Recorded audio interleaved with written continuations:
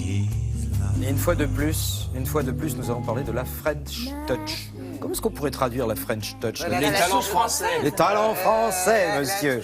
Exactement, un talent français avec un designer qui vient de rénover un hôtel 5 étoiles particulièrement prestigieux, 2 ans de travaux. Et ce designer, c'est Didier Gomez. Didier Gomez. Alors, Didier Gomez, il représente exactement la French Touch, comme vous disiez. French Touch, ça veut dire quoi? Ça veut dire la création française.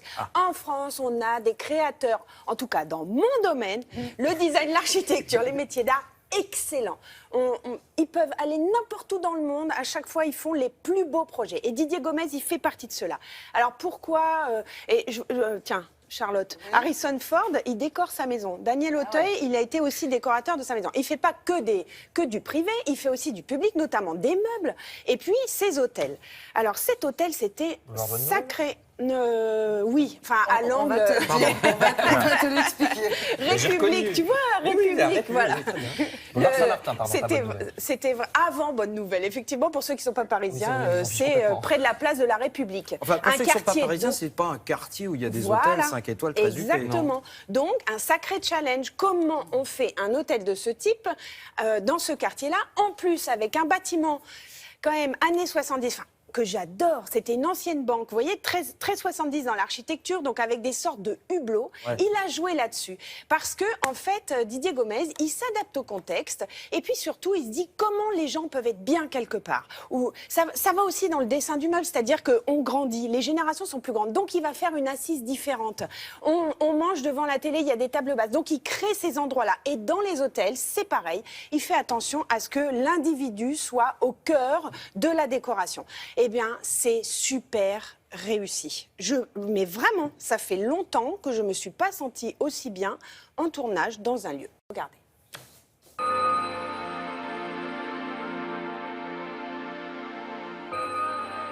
L'idée, ça a été de faire un endroit très différent par rapport à ce qui existe de la vision de Paris. C'est fait pour des touristes qui ont l'habitude de venir à Paris, mais qui veulent découvrir un quartier différent et donner une autre image complètement d'un Paris multiculturel.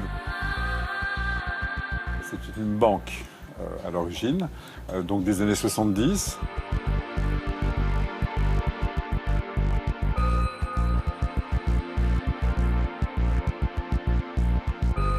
Ensuite, c'était un spot d'artistes, donc un squat, qui a révélé notamment Kouka, qui est un peintre très très reconnu dans le monde entier. Et on a essayé de garder les œuvres, c'était impossible, donc on a pu refaire quand même, sur certaines façades, les guerriers Maasai qui étaient à l'origine sur le bâtiment et qui illustrent ce côté multiculturel.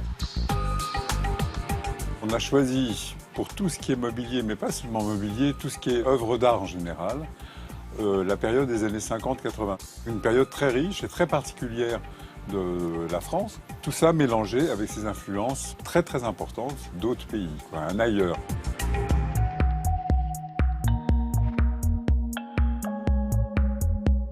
Le motif à facettes est emblématique de toute l'Asie en fait. C'est le motif d'origami qu'on trouve principalement au Japon et qu'on trouve dans toutes les sociétés asiatiques.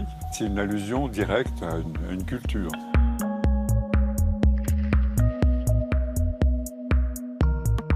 Il y a 2 matériaux principaux qui sont le teak, qui était utilisé donc pour tous ces mobiliers des années 50 à 80. Il y avait ce souci d'exotisme à l'époque, avec les palissandes de Rio, avec tous ces bois comme ça. Et on a travaillé le gris, parce que le gris c'est la couleur de Paris. Les vues des chambres, ça illustre très très bien ce parti pris.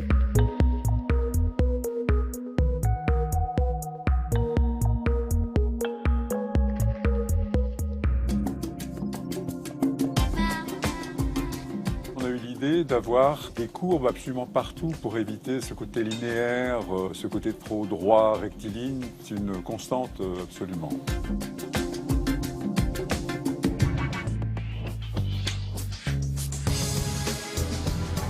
Les projets pour moi sont, que ce soit des hôtels, des bureaux, un magasin, c'est exactement la même chose. C'est basé sur votre compréhension du comportement humain, de ce que vous devez amener pour que les gens se sentent mieux, qu'ils aient envie de rentrer quelque part, et que ce que vous exprimez signifie quelque chose. L'information principale, c'est qu'avant d'être un hôtel de luxe, C'était d'abord un une squat. banque et surtout Oui, un squat d'artistes et que de street artistes, s'il vous plaît. Et que Didier Gomez, il a vraiment joué là-dessus. Vous voyez, il a joué sur ce côté artistique et sur aussi le style 50. Enfin, voilà, il a mixé et il était dans l'esprit de la place de la République avec une multiculturalisme. Alors, on parlait des Français et de la langue française.